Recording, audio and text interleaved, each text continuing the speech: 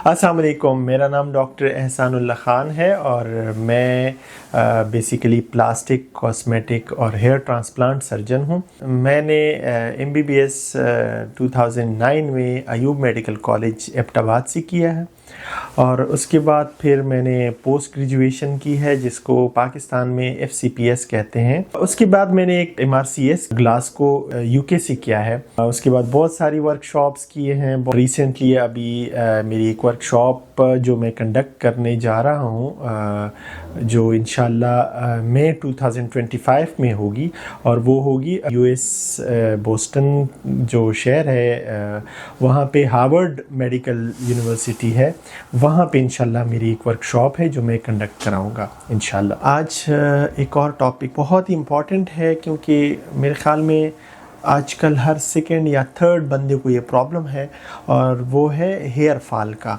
मैं पहले ये आप लोगों को समझा दूं कि हेयर फॉल की रीज़न क्या है, किस वजह से होती है हेयर फॉल। एक जो सबसे इम्पॉर्टेंट रीज़न हमारी कंट्री में है वो जेनेटिक है। आपके ख़ानदान में अगर गंजपन है तो डेफिनेटली आपके जो बच्चे हैं उनमें से कुछ बच्चों को हेयर फॉल होगी या उसमें गंजपन होगी। तो एक तो हम इसको सेपरेट करते हैं जेनेटिक डिजीज़ में, तो उसकी ट्रीटमेंट अगर हम देखें तो वो कुछ डिफरेंट है। दूसरी साइड पे अगर हम देखें तो हेयर फॉल जनरली भी हो सकती है और उसके मुख्तलिफ रीज़न्स हो सकते हैं। उसमें आपकी स्ट्रेस है, उसमें आपके लाइफ स्टाइल है, उसमें कुछ वाइटामिन्स की कमी हो सकती है, उसमें बहुत सारे जो माइक्रो न्यूट्रिएंट्स हैं उनकी कमी हो सकती है और बहुत सारी रीज़न्स हैं। कैसे स्टॉप करें इसको? देखिए, सबसे पहले तो इम्पॉर्टेंट है कि आप अपने डाइट को जो है वो बैलेंस करें। कैसे डाइट को बैलेंस कर सकते हैं? उसमें आजकल हम फास्ट फूड पे बहुत ज़्यादा लोग के हर जगह आप देखें तो फास्ट फूड है। फास्ट फूड में आपके जो माइक्रो न्यूट्रिएंट्स हैं और मल्टीविटामिन्स हैं जो जिसमें different vitamins A, B, C, ये सारे विटामिन्स बहुत कम मिकदार में होते हैं। जिन लोगों को फास्ट फूड की आदत हो जाती है तो उसमें हेयर फॉल बहुत ज़्यादा होती है। तो कोशिश करें कि आप ऐसे डाइट लें जिसमें डिफरेंट विटामिन्स पाए जाते हैं और उसमें अगर मैं आपको बताऊं तो वेजिटेबल्स बहुत इम्पॉर्टेंट हैं, फ्रूट्स हैं, नट्स हैं। नट्स बहुत इंपॉर्टेंट है। अगर आप फजूल चीज़ों पे ही जैसे फास्ट फूड पे ज़्यादा पैसे लगाते हैं उससे बेहतर है कि आप नट्स पे ज़्यादा पैसे लगाएं। इससे आपकी जो जिस्म में मल्टीविटामिन्स की कमी है वो उससे पूरी होती है।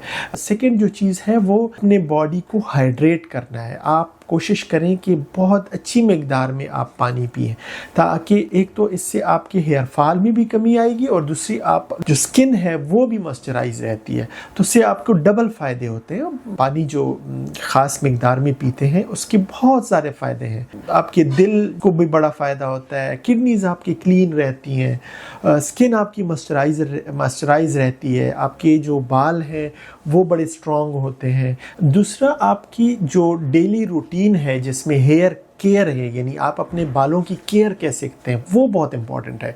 अक्सर लोग कंघी लेके या जो ब्रश है वो लेके और को बहुत ज़ोर से पुल करते हैं। ये बहुत इंपॉर्टेंट है कि आप उनको बड़ी जेंटली आप ब्रश करें तो बड़ा जेंटली करें।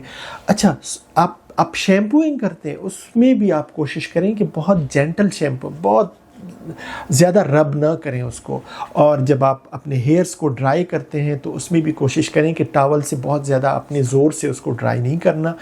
और इसके अलावा हेयर ड्रायर का जो बहुत ज़्यादा लोग इस्तेमाल करते हैं उससे जो हीट जनरेट होती है वो आपके बालों को कोगुलेट करती है। बाल बेसिकली प्रोटीन्स हैं, तो अगर आप उसको ओवर हीट करते हैं तो वो कोगुलेट होते हैं, तो कोशिश करें उसको ना करें। जैसे आप उसको थोड़ा सा बॉयल करें या थोड़ा सा हार्ड चीज़ पे डालें तो वो कोगुलेट, क्योंकि उसमें प्रोटीन है। इसी तरह बालों में भी प्रोटीन है। जब आप उसको ओवर हीट करते हैं तो वो कोगुलेट हो जाते हैं और जब प्रोटीन कोगुलेट हो जाता है तो वो ब्रिटल होता है। ब्रिटल ऐसे होते हैं जब उसमें लचक नहीं होती, आप जैसे ही उसको मोड़ते हैं वो कट जाता है। तो ये बहुत इंपॉर्टेंट है कि आप बालों की जो केयर है वो बहुत रूटीन में बड़े अच्छी तरीके से करें। और इसके साथ साथ आप बहुत ज़्यादा गर्म वाटर ना यूज़ करें, उससे भी हीट ज़ाहिर है वो हीट हो जाता है बाल और वो उससे डैमेज होने का ख़तरा होता है। एक और जो बहुत इंपॉर्टेंट चीज़ है वो आपका लाइफ स्टाइल है।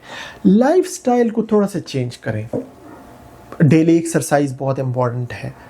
आप स्ट्रेस को कम करें, टाइम मैनेजमेंट करें। अक्सर लोग टाइम मैनेजमेंट नहीं करते, उस वजह से भी स्ट्रेस बहुत ज़्यादा होती है, तो कोशिश करें स्ट्रेस को कम करें। नींद बहुत इम्पॉर्टेंट है कि आप अपनी नींद को पूरा करें। अक्सर लोग रातों को जागते हैं और दिन को फिर सोते हैं, जो स्लीप पैटर्न है वो डिस्टर्ब हो जाता है, और जब स्लीप पैटर्न डिस्टर्ब होता है तो उसकी वजह से भी आपके जनरल हेल्थ पे एक इफ़ेक्ट होता है, जिसका इफ़ेक्ट ऑटोमेटिकली आपके बालों पे होता है। एक बहुत इंपॉर्टेंट बात इसमें ये भी है कि जब आपके स्कैल्प है उसमें जो ब्लड सप्लाई है उसको इंक्रीज करें। उस ब्लड सप्लाई को इंक्रीज करने के डिफरेंट तरीके हैं। उसमें जेंटल मसाज है, आप रात को हल्का सा फिंगर्स टिप पे ऐसे मसाज किया करें, उससे जो है स्कैल्प की ब्लड सप्लाई है वो ज़्यादा होती है। इसके अलावा जो ओपन ब्रश होता है, एक तो बहुत नैरो ब्रश होते हैं, एक जो ओपन ब्रशेस होते हैं जिसमें ये जो नेल्स होते हैं वो थोड़े ओपन होते हैं, उससे बालों में एंटेंगलिंग होती है, वो नहीं होती। तो कोशिश करें उसको आप स्कैल्प पे ऐसे मसाज किया करें, उससे भी जो है ब्लड सप्लाई बहुत ज़्यादा अच्छी हो जाती है। फिर इसके बाद आ जाती है कि कुछ ट्रीटमेंट्स हैं, और ट्रीटमेंट्स में जैसे मल्टीवाइटामिन है। अगर आपकी मल्टीवाइटामिन उस तरह इनटेक नहीं है तो कोशिश करें कि जो आपके फिजिशियन है वो आपको जो भी मल्टीवाइटामिन देते हैं आपके बालों के लिहाज से, जो आपके लिए इम्पॉर्टेंट होते हैं, वो आप यूज़ करें।